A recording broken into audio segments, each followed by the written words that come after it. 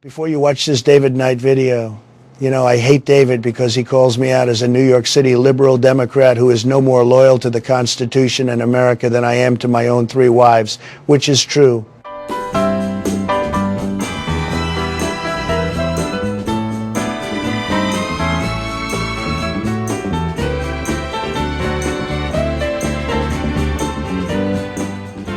gotta tell you, friends, between Duterte sitting in a cell in The Hague and some historical facts, Justice Thomas remind me about when we chatted last week. Clarence reminded me about how after the Berlin Wall and East Germany and West Germany were reunited, the German prosecutors started bringing East German officials to justice. Everyone from lowly border guards who, in fairness, were just following lawful orders, just like my guys down there in Venezuela, all the way up to the highest level, Egon Krenz, who was the last East German chancellor, and he was only in office for a short time. He basically oversaw the collapse. Erich Honecker, the longtime chancellor. Funny thing about Erich, he beat the rap, but he didn't beat the ride. He was able to get off on medical incompetence grounds. I guess there's hope for me yet. It sucks going to jail, even for a short time, though. Anyway, all those high government officials in East Germany who were arrested, tried, and imprisoned, history can turn on a dime. Can it happen here? I don't know. I hope not. I'd like to think that I'm carrying on the legacy of the likes of Bush, Cheney, Obama, Trump, Biden, and hopefully Erich is looking up at us and smiling right now, seeing how we took his Stasi and ran with it. You know, they even threw Gunter Schabowski in prison. I guess they should have. He's the SOB who made the whole collapse happen. One stupid slip of the tongue back on the afternoon of November 9th, 1989, and by that evening, tens of thousands of East Germans had converged on the Brandenburg Gate and demanded to be let through. The same thing happened at other border crossings. The poor fools didn't know what to do. They were outnumbered by the people. The border guards across East Germany had to stand down because the people figured out that they outnumbered their oppressors. The guards couldn't have shot their way out if they wanted to. Going to suck for us if the American people figure that over 300 million of them are being lorded over by less than 100,000 armed federal workers. But it's okay. It's cool. I've got a plan right now. I've got the Army Corps of Engineers trying to find a way to shove my new Qatari 747 into the Greenbrier secret luxury government bunker. Oops, did I say secret? Did I say luxury? Did I say government bunker? You didn't see nothing, you didn't hear nothing. Anyway, as soon as my plane's down there and the excrement hits the whirling blades, I'm pressing the button. I've got a button, you know? It's a bigger button, the best button. So I'm going to keep doing what I'm doing. We all are. The maggots are going to keep supporting me. They're the best maggots, the greatest maggots. And the worst thing that's going to happen is a bunch of E1 piss ants at the bottom end up at Fort Leavenworth. Not my problem. My good friend, my late friend Henry Kissinger was right about the dumb, stupid animals. If they think I'm going to give them a pardon, no way. I didn't pardon the J6s in my last 2 weeks in office last time in 2021, and I'm not going to pardon them, and they'll still love me because I'm a sociopath, I'm a psychopath. It's what I do. You know the story about the scorpion that stung the frog? Well, I'm the scorpion and you're the frog. What are you going to do about it? Vote Democrat? Vote for a third party? Yeah, right. Get out of here. You're nothing. It gets unpleasant around the 12-minute mark. Unless, of course, you're Bloody Gina, John Bolton, Mike Pompeo, Lil Narco, Marco, Miss Lindsey Graham, or any of the other warmongering neocon chicken shit chicken hawks I've surrounded myself with. In which case, have a box of Kleenex handy, because you'll be pulling your plonker. Don, you rock. You're even better at killing people than I was. Fist bumps all round, folks. Don and I are brothers from nother mamas. As the clock strikes 13, it's Monday, the 1st of December, year of our Lord 2025. Well, today we're going to talk about, should they call it instead of the War Department, maybe the Department of Murder? Because that's what War Pete is doing, and he is, as one analyst said, and I think it's absolutely right, this is worse than a war crime. And many people are pointing out there is no statute of limitations. Yes, if they do it now, Trump can pardon Pete, but there's no statute of limitations. And Pete Hegseth, who's running around talking about Christian nationalism at the same time he is openly committing murder. What a reproach to Christ he is. Where is his accountability partner in this church they planted in D.C.? It's amazing. And we're going to talk about the other side of this, the blowback aftermath when we go to these unnecessary, undeclared wars, and we create groups like this 00 group, the Zeros in Afghanistan. We create James Bond-like Afghan killer teams. The CIA does. We're going to explain to you what that was. We'll be right back. Well, over the weekend, I hope you had a pleasant Thanksgiving. I'm going to come in here firing guns at these murderers. We'll talk about Thanksgiving in a moment. But before we get to that, this is just amazing to me. I got to say, not in my name, not in the name of Christ, which, again, what offends me as much as anything else is how Pete Hegseth wears his brand of Christianity literally on his sleeves, on his arms, on his chest, everywhere else. Boasts about, being a Christian, a Christian warrior, and the rest of it. This is as unchristian as you can get. You can profess Christ, you can take his name in vain, but you're not following him when you thumb your nose at the most basic moral principles that even pagans understand. Come on, Pete. And what's the matter with Doug Wilson? You know, I've seen Doug Wilson. He always likes to do controversial things. He talks about Christian nationalism in a very controversial way. And I always give him some grace because I think I understand what he's doing. He's trying to get people to rethink this. But you need to rethink what you're doing when the guy who is the most high-profile person in your church plant in Washington, D.C. is talking like this. He said, Biden coddled terrorists. We killed them.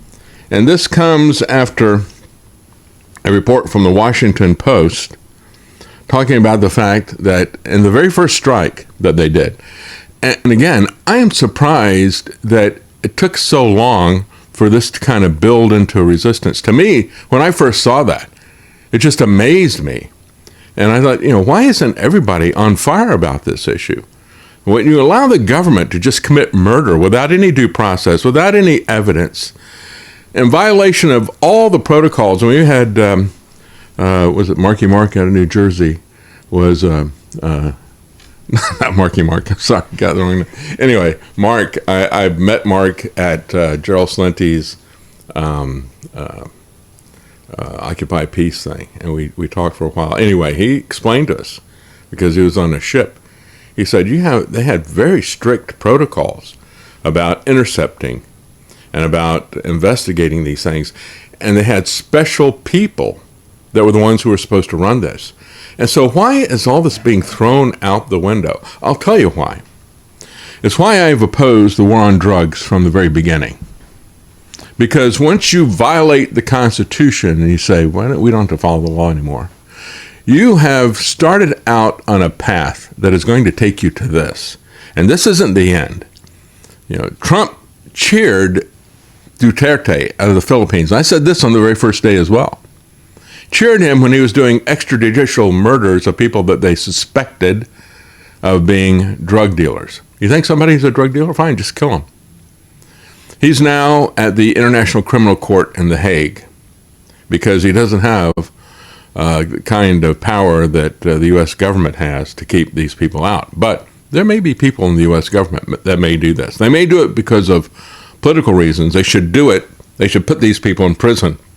Pete Hegseth belongs in prison, not the Pentagon.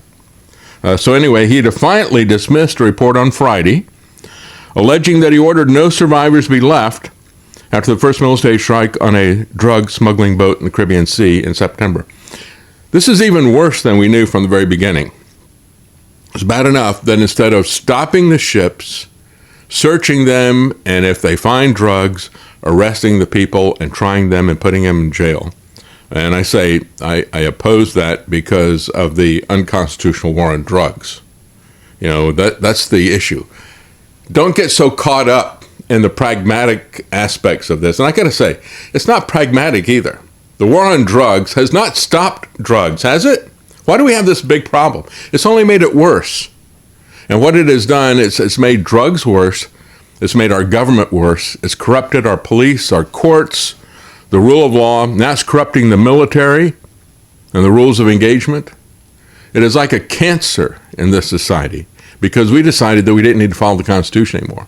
When we did our first prohibition, they followed the Constitution. They did a constitutional amendment. When Richard Nixon did this, at the behest of the UN, they even provided the drug schedules for him. He just dismissed the Constitution completely. And so this is what that leads to. And it's going to continue. I mean, we've seen things like civil asset forfeiture, no-knock drug raids by SWAT teams, all these types of things happening here. And it's only going to get worse here in the United States if we don't cap this. So, this is... it's just amazing how unashamed people like War Pete and Trump are of their mass murder. Trump is still bragging about what he did with COVID. It was a mass killing.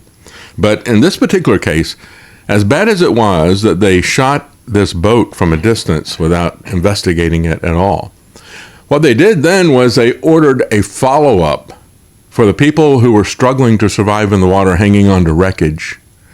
They shot them again. Folks, this is the kind of thing that we saw with Collateral Murder. Remember when Wikipedia put that out? You had footage that got leaked of the AC-130 gunship. They could see what they were shooting. You could see what they were shooting. And they shot up a bunch of people. Some of them, one of them at least, was a photographer. Shot these people up. Then they waited until the ambulance came. And they put everybody in the ambulance. Then they shot up the ambulance. This is murder. Have individuals with weapons. 4 radio. Rio Banners 1-4. Yep, he's got a weapon too. Hotel 26, Crazy Horse 18, have 5 to 6 individuals with AK-47s. Request permission to engage. Roger that. We have no personnel east of our position, so you are free to engage over. Negative. He was right in front of the Brad, about there 1 o'clock. Haven't seen anything since then. Just fucking, once you get on, just open them up. Again, Roger. I see your element. You got about 4 Humvees out along this. You're clear. All right, firing. Line here. When the state line, let me know when you get it. One shoot. Light them all up. 202 traffic, 260. Come on, fire. Hey, Roger. Keep shoot. Hey, you shoot, I'll talk. Hotel 26, Crazy Horse 18. Crazy Horse 18, this is Hotel 26, over. Roger. Break. Crazy Horse 18, request permission to engage. Picking up the wounded. Yeah, we're trying to get permission to engage. 18, engage. Clear. Come on. Clear. Clear. We're engaged. Coming around, clear. Roger. Trying to, And when Wikipedia put that, not Wikipedia, WikiLeaks, not Wikipedia for sure, but when WikiLeaks put it out, that I believe was the thing that marked Julian Assange for imprisonment, and hopefully what they wanted was death. I mean, they had different ideas about how they were going to kill him, which also later came out. The call for the second strike was allegedly given in response to a verbal order from Hegseth to, quote, kill everybody. And this is just so antithetical to every law and every moral principle of Western society. It is absolutely amazing. As usual, his response is to attack the news outlets for telling you the truth. He doesn't deny it. He attacks the news outlets. The same tactic that Pam Bondi used when people asked her questions. She comes with a list of grievances against the people who are asking her questions, and she goes on ad hominem attacks against them. We've seen Trump do that over and over again. Yeah, that's the tactic of this corrupt administration. As usual, the fake news, he said, is delivering more fabricated, inflammatory, derogatory reporting to discredit our incredible warriors who are shooting struggling people in the water. But he doesn't dispute the report. As we said from the beginning, these highly effective strikes are specifically intended to be lethal kinetic strikes. The declared intent is to stop legal drugs. Lethal drugs, I'm sorry. Yeah, the legal drugs are even more lethal. They have no interest in stopping those. No, not at all. This is, again, he doesn't even have the authority to do this under the illegal, unconstitutional war on drugs. There is no world in which he's even close to any authority to do this. And just to show you how thoroughly corrupt the Pentagon is, you had the Pentagon press secretary, Kingsley Wilson, said every lethal kinetic strike against narco-terrorists, have we established that? They are? No. Is 1, completely legal, 2, conducted against the operations of a designated terrorist organization, and 3, in defense of vital U.S. national interest. 3 lies in quick succession. It's not legal at all. And just because you point at somebody and say they're a terrorist organization doesn't make them even an organization, let alone a terrorist organization. No proof given of any of this stuff. It is just what they say. This dictatorship of Trump. It's not even an administration. What are they administering? They're not administering affairs as stewards for the Constitution, which is the rightful king. No. These are usurpers who are nothing but liars. Trump shared footage of the September 2nd attack, the first of more than a dozen of these, showing the first missile hitting the speedboat and seemingly obliterating it. But the Washington Post claims that a total of 4 missiles were fired at the boat, 2 to kill the crew member and 2 to sink the vessel. A person who watched a live feed of the second lethal strike, in other words, after they hit the boat and you got people still alive in the water, told the outlet that the public, quote, would be horrified if they saw the footage. They should have leaked it. Unfortunately, now I guess WikiLeaks is no longer operational. Who would have the guts to leak this? Would the Washington Post even do that? You can imagine what it would look like because we've seen this done before. And there wasn't any consequence for the people who did it with collateral murder. And I don't remember whether that was in Afghanistan or Iraq, do you? Anyway. I think it was Afghanistan. I think. After the September 2nd strike, protocols reportedly changed then to emphasize rescuing survivors. Why wasn't that a protocol to start with? Because that is what has always been our law, our military protocols, and the Geneva Convention and the rest of this. You know, when we look at this, when I read all of this, I thought back to The Great Escape. Remember that? You know, we got to make sure these people don't do this again. That was the argument that Pete and some of these other people were making. It was Iraq. It was Iraq, where they did collateral murder. But you go back to The Great Escape, and they got tired of these guys escaping over and over again, so they put them in one prison, and then they did a big escape. And so when they rounded them up, spoiler alert if you haven't seen it, at the end of the movie, the guys that they capture, they take them out into a field and machine gun them. Is that what we've become? Have we become what we fought? I say we have. The Biden administration preferred the kid gloves approach, allowing millions of people, including dangerous cartels and unvetted Afghans, to flood our communities with drugs and violence, said Hegseth. Biden coddled terrorists and we kill them.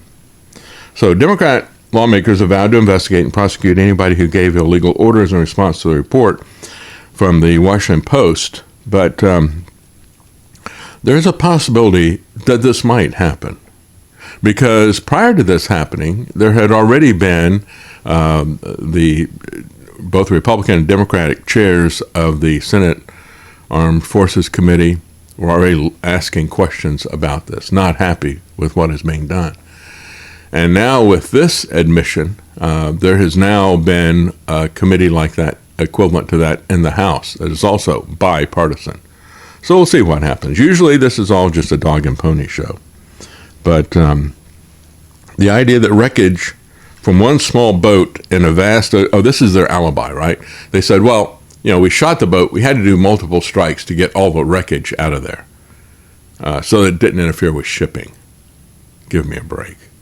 These were environmentally conscious bombings to annihilate any littering that might. This is the only excuse that they've come up with. The only excuse they've come up with. And so Seth Moulton, who's a Democrat out of Massachusetts, said the idea that wreckage from one small boat in a vast ocean is a hazard to marine traffic is patently absurd.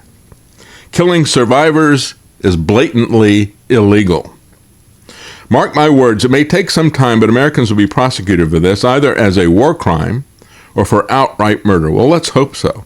And then we've got, see, this is the problem. You give people like this reprehensible character, Eugene Vindman. Remember this Ukrainian who was lieutenant colonel to you, sir, that type of that arrogant guy. Well, even he comes out, the broken clock syndrome, where he's right once a decade or something.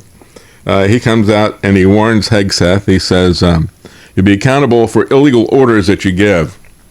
This demands congressional investigation, and the unredacted video of the strike and radio recordings of the orders given need to be shared with Congress and the American people immediately, he said. Well, again, you understand he's doing this simply because of partisan politics. I'm sure that somebody like Vindman really doesn't care what the issue is here, but we should all care. And I say this because, again, just like you look at the due process and the treatment of people who are committing crimes here, they're here illegally as illegal aliens. But how should we enforce the law? Should we do it in a way that upholds the rule of law, or should we just unleash the government on people that we don't like, on people who committed crimes, and just make them capital offenses or whatever?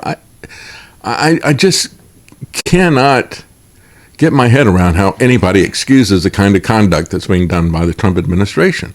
Because if they treat other people this way, they will eventually treat you that way.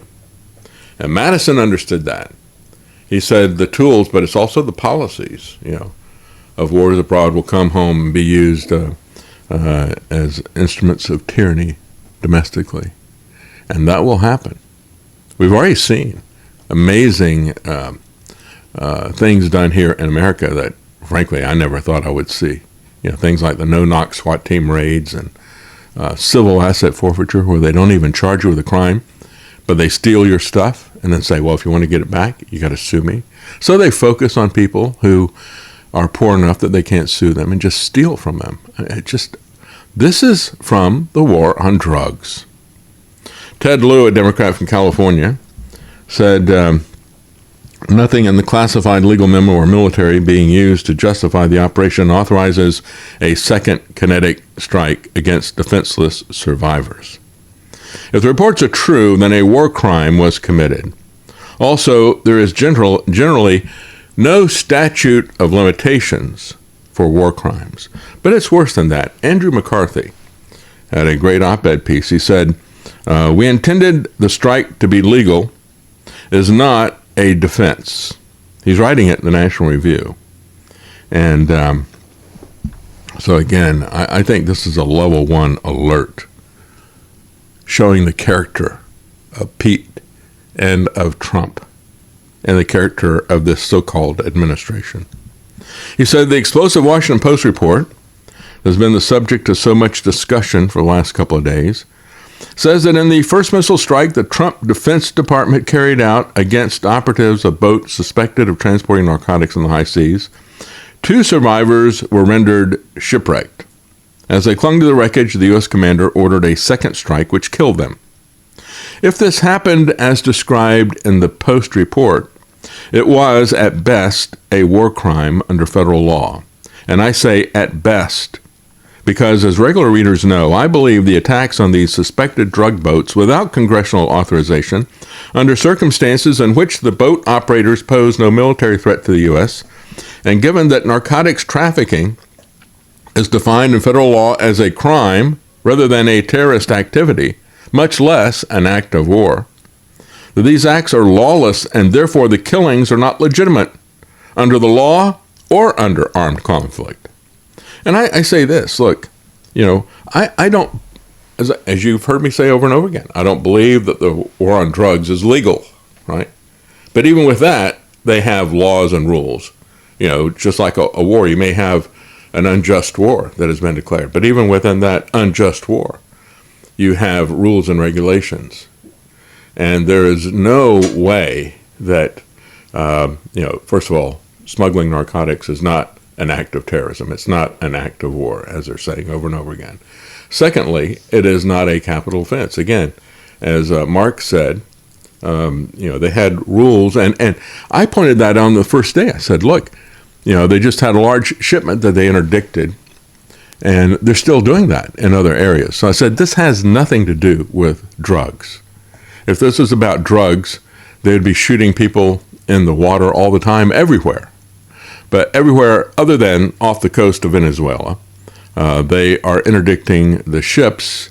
And as Rand Paul said, about 25% of the time, the people they suspected of carrying drugs are not carrying drugs. So if we've had a dozen of these things, you can say about 3 or 4 of these were not legitimate. He says, even if we stipulate that our forces are in an armed conflict, the laws of war do not permit the killing of combatants who have been rendered hors de combat, is the French phrase. I don't know why they use this thing. Literally what that means is out of combat, right? Out of combat. Hors de combat. In other words, when you surrender, right, unless you're somebody like Santa Anna, you give people quarter. You don't just kill everybody, right?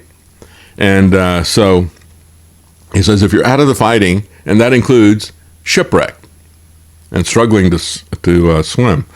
He said, to reiterate, I don't accept that the ship operators are enemy combatants. Even if one overlooks the administration has not proven that they are drug traffickers, has not proven that they're members of designated foreign terrorist organization, there is no armed conflict. They may be criminals, but they're not combatants.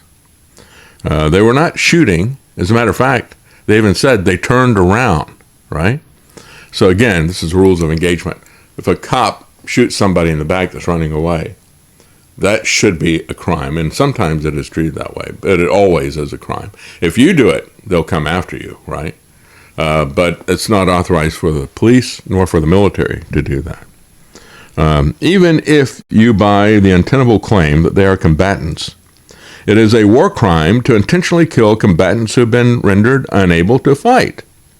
It is not permitted under laws and customs of honorable warfare in order that no quarter be given, to apply lethal force to those who surrender, to those who are injured, to those who have been shipwrecked, or who are otherwise unable to fight. And again, this is not about honorable warfare. This is about the Christian principles that defined justified war. And again, this is like the Nazis machine gunning down the prisoners and the Great Escape.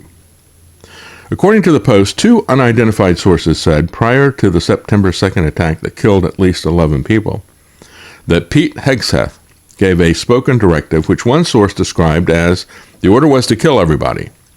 The operation was led by SEAL Team 6 and is directed from Fort Bragg, North Carolina by Admiral Frank Mitch Bradley. Admiral Bradley is said to have ordered the attack against the 2 survivors of the first strike in order to comply with Hegseth's directive to kill the boat's operators, said 2 sources told the Post. Bradley told people on the secure conference call that the survivors were still legitimate targets because they could theoretically call other traffickers to retrieve them and their cargo. Hegseth responded to the Post report on X. It begins with the familiar pining about how all this derogatory reporting about Trump, and again, when we get to this Afghan thing, we're going to learn that in 2019, well, it was just recently, we're going to talk more about it when we get to the zero teams. But remember, it was just recently released that back in 2019, also under Trump, he determined that as he was having a war of words with Kim Jong-un, he wanted to put surveillance devices in North Korea. So he authorized SEAL Team 6 and a nuclear sub and a bunch of other assets to put these SEALs in to put in surveillance equipment. They were seen, or they thought they were seen, by fishermen. You know, they were flashing a light or something, and one guy just turned around and reflexively shot him, and then they decided that they would kill them all, stabbed them in their lungs after they killed them, so their bodies would sink. And that just came out. And that was 6 years ago. And again, Trump orders these types of things. Then they pulled out. They never did plant the surveillance things. So he says, all this is fake news. But then he doesn't actually rebut any assertion in the report. He says, as we said from the beginning, and in every statement, these highly effective strikes are specifically intended to be lethal kinetic strikes. The declared intent is to stop lethal drugs, destroy narco boats, and kill the narco terrorists who are poisoning the American people. Again, there is no authority for this, even under the unconstitutional war on drugs. Hegseth's statement, nor the explanation attributed to Bradley, makes any legal sense. The laws of war, as they are incorporated into our federal law, make lethal force unlawful if it is used under certain circumstances. It cannot be a defense to say, as Hegseth does, that one is killed because one's objective was lethal kinetic strikes. No, you don't understand. I intended to commit the war crime. Yeah, this is like the defense. Somebody's arrested for murder and it's like, no, I meant to do that. Oh, okay, well, you can go then. Oh, we thought you didn't have any intentionality behind it. If this was an accident, it'd be a real problem. That's the difference between homicide and murder, right? Or manslaughter. Manslaughter, thank you. Manslaughter and murder, right? Accidental or intentional? No, it was intentional. We did that intentionally. Oh, well, you're free to go then. He says, if an arguable combatant has been rendered hors de combat, out of combat, really, and targeting them with lethal force cannot be rationalized, as Bradley is said to have done, by theorizing that it is possible at some future point that the combatant could get help and be able to contribute once again to enemy operations. I blame the principle that we've accepted since World War II, that it is legitimate to target civilian populations, right? Because that's what this is. This is where we refuted the whole idea of Christian war. We, in Western civilization, would have uniforms often brightly colored to identify the combatants versus the non-combatants. But when somebody is wounded, when they're out of combat, even if they're in uniform, you treat them as you would civilians, as you would women and children. We don't care about that anymore. As a matter of fact, the Christians don't care about that anymore. The ones who support Israel and what they're doing in Gaza, you support that, and you support the bombing of civilian populations as we've done in World War II and subsequent to that. Once you say we're going to kill civilians, then what you wind up with is the kind of thing that we saw with Collateral Murder, the kind of thing we're going to see with this, even though they haven't come up with a name for it yet. So once you decide that you don't really care how many people you kill, if your intention is to kill everybody, as Pete Hegseth is, that's the best summation, I would say, of American war policy since World War II. Just kill everybody. That's what the Nazis did. It's what we do. We got prisoners. Let's line them up and machine gun them. That's what the Nazis do. That's what we do. It really makes you think about him getting so pissed off about that whole don't follow any illegal orders. That's right. thing. Well, that's why they're so upset about this, because they know that what they're doing is illegal. They won't defend it. They won't say it's not illegal, just as Lance was saying last week. He said, why didn't they just say, oh, wait a minute. These orders that we're giving down there in Venezuela are legal. They never said that. Just like Pete Hegseth doesn't come back and try to explain himself. He attacks them for being fake news when they're telling you the truth. He doesn't deny any of the reporting. He just attacks reporters and saying, you just hate Trump. You have Trump derangement syndrome, right? You've always heard that. Look, the president gets to kill whoever he wants, whenever he wants. And if you don't like that, you're anti-American. Yeah, we know these orders are illegal, and it's treason if you tell people not to follow these illegal orders. The 1949 Geneva Convention was ratified by the United States. Consequently, Common Article 3 of the Convention binds our government. It prohibits violence, this is a quote, violence to life and person, in particular murder of all kinds, of persons who are taking no active part in hostilities. Added to Common Article 3, persons taking no active part in hostilities include those placed hors de combat by sickness, wounds, detention, or any other cause. In other words, you don't kill the people struggling in the shipwreck. You don't machine gun the prisoners that escaped from your Nazi prison. Christ's law is higher, however, and it basically says the same thing. And that's the difference between murder and war. War that is conducted in a justified way. I always remember the left when they, we would say that abortion is murder, and it is. They'd say, well, why don't you support the death penalty, or you support this war or that war, whatever. And it's like, well, if it is a justified war, being fought according to the principles of a just war, and fought in a justified manner, trying to minimize casualties with the purpose of ending the aggression that was committed against you. Not that you started. It's never justified if you started. So in a just war, you're defending against an act of aggression. And your defense is not to just kill everybody. The aim is to avoid killing non-combatants and to end the hostilities as quickly as possible. That is the purpose of a justified war. So, again, when you support the murder of civilians and children for Israel, this is how we get to these types of situations. This kind of blind obedience to state, whether that state is the American government and the Pentagon, or whether it is the Israeli government and Netanyahu. Doesn't really matter. If this is Christian nationalism, I want no part of it.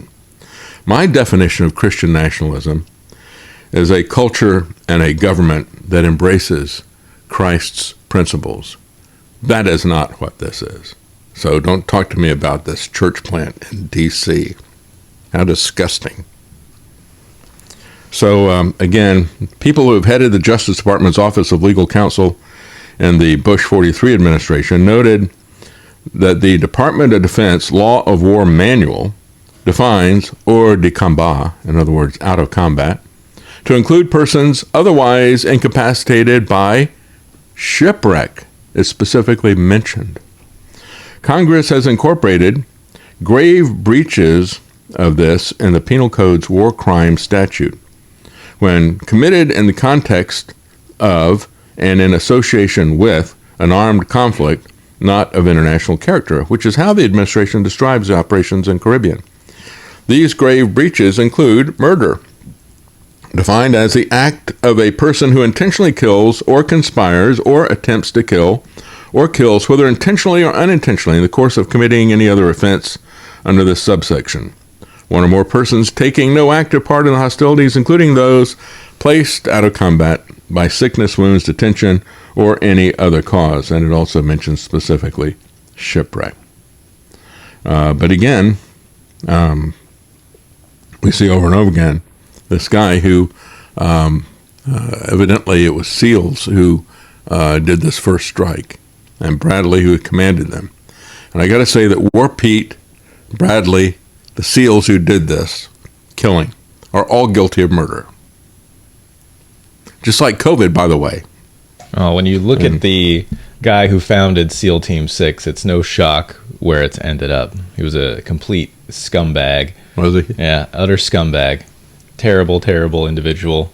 Just would cheat on his wife religiously and had no interest in maintaining the marriage. Simply wanted to Sounds like around. Trump. simply wanted to be a cowboy, getting to kill who he wanted, when he wanted, wherever he wanted. Yeah. And that's the way they use it, as a, 007 license to kill people, right? Killing whoever he wants, whenever he wants, while cheating on his wife. That definitely sounds like Trump. Yeah. There's a type. But again, when you look at COVID, right, this mass murder of COVID has gone unpunished. Nobody is paying a penalty for any of that. So why wouldn't they think they can get away with murder of this sort? And why wouldn't they think that if they can ignore the Constitution with the war on drugs for 50 years, why not continue to do this? Trump is undoubtedly going to pardon any administration officials in potential legal jeopardy, but the penalty for war crimes violation is life imprisonment or death if the criminal act results in death. He says again, if the Post report is accurate, Hegseth and his commanders changed the protocols after the September 2nd attack to emphasize rescuing suspected smugglers if they survived strikes. This is why 2 survivors in a subsequent strike were captured and then repatriated to their native countries of Colombia and Ecuador. There's been several indications that they got it wrong, right? These people are not even Venezuelans, and again, when we look at what is going on with Venezuela, there's no fentanyl coming from there. They just keep repeating that lie over and over again, no matter how many times people point out that it has never been asserted by anybody in this United Nations war on drugs. Let's understand what that is. That's Richard Nixon put that in, and it was for the UN. But it's never been asserted by any of these people who are engaged in this so-called activity of fighting the war on drugs. It's never been alleged that fentanyl was coming from Venezuela. That is a false report. These people, that's fake news from Trump and Hegseth, to put it in their terms. Under prior policy, the boat would have been interdicted. Again, as Mark was saying, the drugs seized, the operators transferred to federal court for prosecution and heavy sentences. Under the Trump administration policy, if the operators survive our missiles, they get to go back home and rejoin the drug trade. But put that aside. The point is that if the administration's intent to apply lethal force were a defense to killing shipwrecked suspected drug traffickers, the policy would not have been changed. Changing the policy was an admission of guilt. Hegseth knows that he can't justify killing boat operators who survive attacks, and he sends them home rather than detaining them as enemy combatants because, similarly, there is no actual armed conflict. So there is no basis to detain them as enemy combatants. The administration's defense can't be that we killed them because our plan is to use lethal force. Again, that is insane. Plus, if they were normal drug smugglers and they interdicted them with a boat full of drugs, you would think they would then, arrest them and send them to a prison for a while rather than just throwing them back. Perhaps they weren't smuggling drugs. Or that's the way when I read it. Andrew McCarthy looks at it and says, okay, so these people were smuggling drugs and so you're going to send them back home? And when I looked at that, I saw that, as you're pointing out, Lance, as an admission that, well, we understand we got the wrong people. Yeah, the only thing you could say in their partial defense would be, oh, well, maybe they don't know if they were smuggling drugs or not because they blew up the boat that had them on there. So there's no evidence against them, like there would be in a normal interdiction. Well, that's why the Colombian president got into this fight with Trump. He says, all right, we're not going to send any more money to Colombia, which is, if you want to talk about drugs, that's where the cocaine comes from. Okay, everybody knows that. And not fentanyl, but cocaine. But anyway, we were giving them money, I guess, to do the cocaine. But he got into a fight with them because one of the ships that was blown up killed a guy that everybody knew was a fisherman. His family, everybody else knew it. And I see all these accounts mocking this stuff, saying, yeah, he's a fisherman. He's got to have all those multiple outboard motors on his boat because he's going after the fast fish. It's like, give me a break. Is that a death penalty to have too many motors on the back of your boat? Maybe he prefers to not spend a lot of time getting out to the fishing area. I don't know. Having a particular type of boat should not be a death sentence. I'm disgusted with conservatives who try to make these ridiculous apologies for the Trump administration. Meanwhile, as I said before, there is a bipartisan effort to take a look at this. It'll be interesting to see what happens, if anything. GOP senators joined Democrats in investigating Hegseth, saying that he wants to kill everybody. GOP Senator Roger Wicker, chairman of the Senate Armed Services Committee, and Democrat Senator Jack Reed announced the investigation in a joint statement. And this is not just from this. They had already started an investigation into these murders prior to this. And so senators from both parties will join forces to investigate allegations that Defense Secretary Pete Hegseth ordered there to be no survivors in U.S. airstrikes on alleged drug-running boats. The committee is aware of recent news reports and the Department of Defense's initial response regarding the alleged follow-on strikes on suspected narcotics vessels in the Southcom area of responsibility. The committee has directed inquiries of the department, and we will be conducting vigorous oversight to determine the facts related to these circumstances.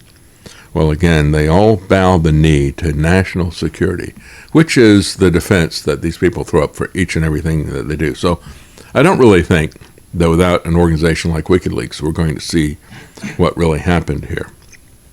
Congressional committees are going to be doing this. So there's one in the House as well.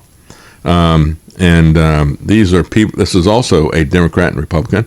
Leaders of the House Armed Services Committee, Mike Rogers, a Republican, Adam Smith, the Democrat, followed suit late Saturday. So the announcement that the Senate Armed Services Committee was going to investigate, and that was made on Friday as this stuff blew up. The next day, on Saturday, the House Armed Services Committee says they are going to investigate. So they are taking bipartisan action to gather a full accounting of the operation in question. The committee, they noted, is committed to providing rigorous oversight of the Department of Defense's military operations in the Caribbean. That remains to be seen. Anyway, it was, like I said, this is, maybe it won't be a whitewash. I don't know. I think probably looking at how the military controls has so much influence in the military-industrial complex, I think it probably will be. But unlike Vindman, who you can kind of dismiss anything that he has to say, even if it's true, you can dismiss it as partisan attacks. This was last month that you had Wicker and Reed, the chair and the leading minority member, made public 2 letters that they previously sent to the Pentagon requesting orders and recordings and legal rationale related to these strikes. So they were already on it. But these people who contacted the Washington Post anonymously really threw fire on this. Current and former U.S. officials and law of war experts have said the Pentagon's lethal campaign, which has now killed more than 80 people, is unlawful and may expose those most directly involved in the prosecution. Alleged traffickers pose no imminent threat of attack against the U.S. and are not in an armed conflict with the U.S., say these officials and other experts. A group of former military attorneys who scrutinized the Trump administration's military activities said that regardless of whether the U.S. is in an armed conflict, conducting a law enforcement or other military thing, this is a war crime, murder, or both. There are no other options. So we shall see what happens to this. By the way, when we look at this, we're getting such conflicting information from the Trump administration. Trump is going to meet with Maduro, the guy that he says has to be overthrown. So even though he's put a $50 million bounty on Maduro, he has invited him to Washington. See, that's part of his plan. He's going to collect the bounty himself. That's right, yeah. He's going to put Maduro in an armbar in the Oval Office. I can pay myself. I can do that. I already wrote a check to myself, or I'm going to write a check to myself for $230 million. So. This sucker, he came right in. I put him in a headlock. What was he going to do? It's a trap, says Admiral Akbar, right? There are currently no plans for such an historic encounter to take place yet, despite the recent call where he offered to do that, say sources told the New York Times. On Thursday, Trump promised to start land operations in Venezuela, quote, very soon. I guess it depends on the Epstein news cycle and the public opinion polls. Over the weekend, he declared closure of Venezuela's airspace. The arrogance of this guy. The arrogance of this guy. It's truly amazing, it's just, yet, this is the same Trump. Why should we be surprised? This is the same Trump that locked down the United States of America 5 years ago. He paid the bad Democrat governors and the bad Republican governors who went along with it. He paid them to do it, just like he paid Hillary to show up at his wedding. Trump on Saturday declared the airspace above and surrounding Venezuela to be closed. He does it on his social media account. Isn't that amazing? We have a government where we don't care what the law is. It's whatever the president says. It truly is a dictatorship. And a dictatorship that is running through his own social media outlet. Yeah, I'm pretty sure the Constitution has more stringent requirements for a declaration of war than a post on Truth Social. That's right. I forgot when they amended the Constitution for that. All it takes is him to get a little peeved at somebody, and we can be at war like that. Yeah. To all airlines, pilots, drug dealers, and human traffickers, please consider all uppercase. The airspace above and surrounding Venezuela to be closed in its entirety. Did he finish with, thank you for your attention. Is it on? Is it on? As they thump the microphone, they always do that. Testing. Yeah. It's unclear if the declaration means that the U.S. will impose a no-fly zone in Venezuela. That, however, would be an act of war when you declare a no-fly zone, and that would be illegal without congressional authorization, according to the Constitution. What is that? What's the Constitution? I've never heard of that before. Have you? The order came after the president said that he may very soon expand the bombing campaign and take it to land. So again, what we see here is just like his tariffs, his wars, his sanctions, his tariffs, they're all capricious, they're all arbitrary, they're all unilateral, they're all done without consulting anybody, and they're all done in defiance of the Constitution. The son of a gun, who can try to cover for this guy? Well, people like Alex Jones and people like Glenn Beck and people like Mark Levin, as long as Trump is doing what Israel wants. It's just amazing to see the sycophants around this guy. As Anti-War points out, today the cartel of the Suns is used to describe a network of Venezuelan officials allegedly involved in the drug trade. But it doesn't exist as a structured organization. The Trump administration appears set to use the designation as a pretext to launch an illegal war, one that Americans overwhelmingly do not want. And again, you just create this organization. We'll call it the Cartel of the Suns. And of course, what it will be is the administration and the regime that we want to overthrow. And we'll call it a cartel so that we can overthrow it. Well, at the same time, we have this happening, and he wants to go to war with Venezuela over fentanyl, which nobody has ever said comes from Venezuela. Trump, over the weekend, pardoned Juan Orlando Hernandez, the former president of Honduras, who is in the U.S. serving a 45-year sentence in U.S. prison for drug trafficking. So at the same time, he wants to open up a massive war against Venezuela. At the same time that he and his subordinates authorize the execution of non-combatants in a phony, made-up war, and then defiantly says that, we kill people who were struggling in the water after we've hit the ship. At the same time he does that, he pardons this guy who has been imprisoned for drug trafficking. Well, this is keeping within Trump's whole policy of the people giving the orders are immune, but the people who follow and carry out the orders, they should be executed for those. That's true. Now, part of this context is that they had an election either this weekend or coming up. Yeah, it was yesterday. I don't know how it came out. Sunday's presidential election in Honduras. So he endorsed a candidate there. And he said, well, this candidate may not win because Venezuela may rig the elections. Now, look, I've reported for years and years, over a decade, I've been reporting about how Smartmatic was created in Venezuela by three friends of Hugo Chavez. And Hugo Chavez and other communists in the area never lost an election as long as Smartmatic was involved. And there have been allegations, not just in the U.S. in 2020, but prior to that, and I'd reported on it way prior to that, there'd been allegations. I reported on all this stuff in the 2016 election cycle. And there were allegations in multiple Mexican states, I think they call them, territories, like, regions within Mexico, whatever they call them. They're not provinces like in Canada, but let's say states in Mexico. Also in Brazil, also in the Philippines, that Smartmatic was rigging elections.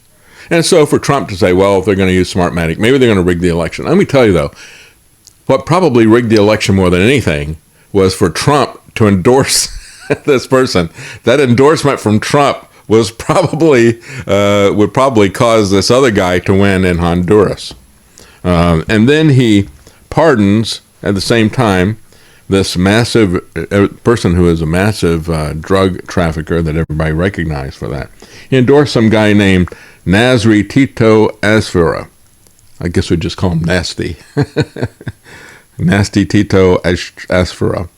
And so he said, I would be very supportive of his government if he won. And then he said, I'll be granting a full pardon and a complete pardon to Hernandez, saying that he's been treated very harshly and unfairly.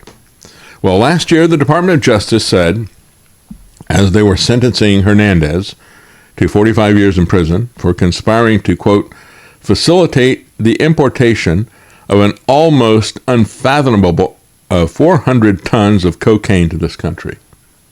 And so they accused him and his brother for drug trafficking and for firearms crimes.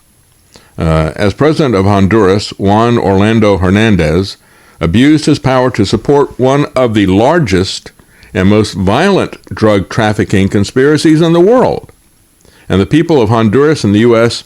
bore the consequences, said the Department of Justice at the time. Well, so a lot of people are looking at this and saying, how is he taking one of the biggest drug traffickers, head of a country? He's projecting all this stuff now onto Maduro. And I'm not a supporter of Maduro.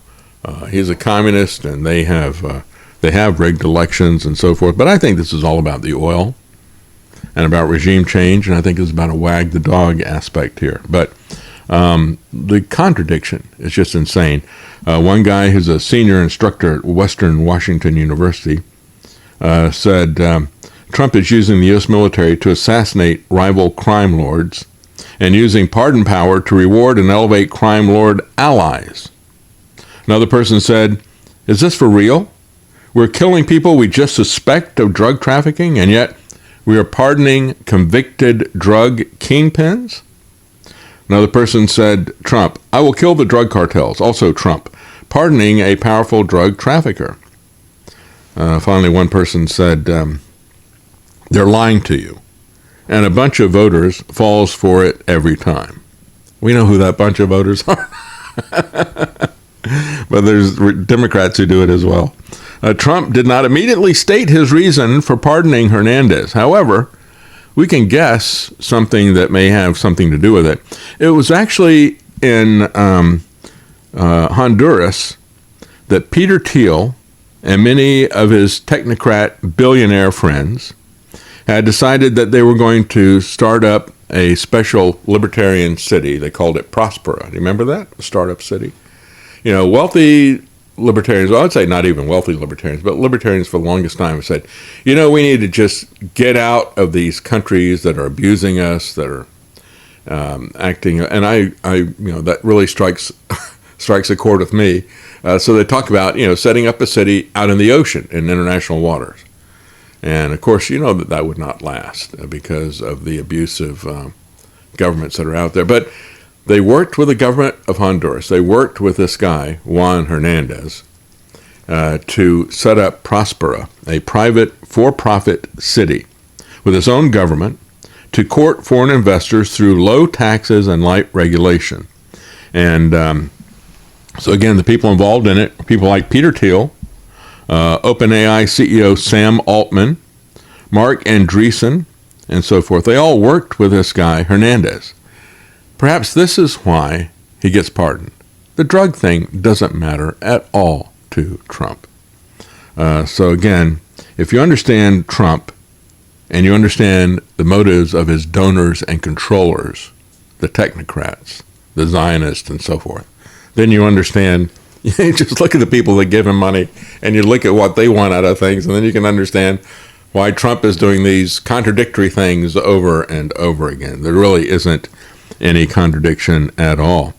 And, you know, as we had this murder by this Afghan guy, which we're going to talk about coming up, the zero units from the CIA, 00 units is what they call them. Again, I think it's these people are like playing James Bond, you know, the 00 agents from the British government had a license to kill. Well, basically, these guys in Afghanistan did have a license to kill. And so one of them was brought back. He was brought back by Biden. And then, you know, the CIA was insisting these people be brought back, actually putting them ahead of other people as they were trying to bug out of Afghanistan. And so CIA gets these people back, and they push this through. And the Trump administration actually signed the papers to let him stay. So Biden brought him in. Trump administration did that. And yet, when you look at places like the Babylon Bee, for example, this is exactly what is wrong. They take the position that it's all Biden's fault, right? Turkey, pardoned by Biden administration 4 times, commits violent Turkey murder. Well, again, this is just partisan finger pointing. And people are doing that over this Afghanistan guy. Look, both Republicans and Democrats own the Afghanistan war. Trump owns the Afghanistan war. He kept it the entire 4 years, even though he said he was going to shut it down. Biden did not shut it down. Biden did not do a disorderly evacuation by choice. They did it because they had no choice. They did it because they were losing the war. They had no intention of leaving. I'd reported on it so many times. You had all these people from the Pentagon saying, we're going to stay there for at least 20 years. Why? Well, again, they have lithium, and it's a military strategic place in terms of being closer to Russia or whatever. But it could come up with a lot of different reasons for it. I think opioids had a lot to do with it. The poppy fields that were there. They went from less than 10% of the world's supply to the high 90s and kept it there. Every year was a bumper crop, and RT would point that out. The American press was silent on that. And so, yeah, they were getting their drugs, because you want to talk about the drug war? That's the CIA, folks. That's our own government that is running the drug war. And it really is what this one guy says. This is like rival drug gangs. You're going to pardon this one guy who's his drug lord ally, and another guy who he wants to come after, even if he isn't a drug lord. He's going to accuse him of that and come after him. So, you know, Babylon Bee, Turkey pardoned by Biden 4 times, commits violent Turkey murder. And just in case you don't understand what they are pointing the finger at, they say the Turkey, a refugee from Afghanistan, had been in and out of prison during Biden's presidential term on charges of trespassing, grand theft auto, and illegal narcotics or something. So we're going to take a look at that guy when we come back. But we got some comments. One of them from Marky Mark. That's right, Marky Mark. Thank you very much for the tip. Says, we long ago became what we fought in World War II. LCDR Mush Morton of sub SS Wahoo. The SS Wahoo torpedoed a Japanese freighter. After the sinking, he ordered his crew to machine gun the survivors in the water. Yeah. And that's, you know, I mean, we laugh at the name, but it's actually a wahoo fish, I think. But, yeah. You know, it sounds like some Pickens riding the bomb down at the end of Dr. Strangelove. But yeah, that's a crime, you know. And when you look at how Civilian targets, both the Nazis as well as the Allied forces, targeted civilian populations. Russia committed heinous atrocities on civilian populations. The Japanese were horrific. And China, Talk about the rape of Nanking. Everybody was doing it. And we sunk to that level. Western Europe and America used to have the standards of Christian principles and the just war theory. You would never do the types of things that we did with the firebombing of Dresden or with the nuclear bombs. As I've said before, they would say, well, that ended the war early. Well, if you wanted to end the war early, you could have dropped those nuclear bombs on the troops that were fighting our troops. That would have been legitimate under the rules of war. To drop them on civilian population, however, is not. And it's the same. Thank you for watching The Bad Civil Servant on YouTube and North American House Hippo on Rumble. The only channels where you don't have to like and subscribe if you don't want to.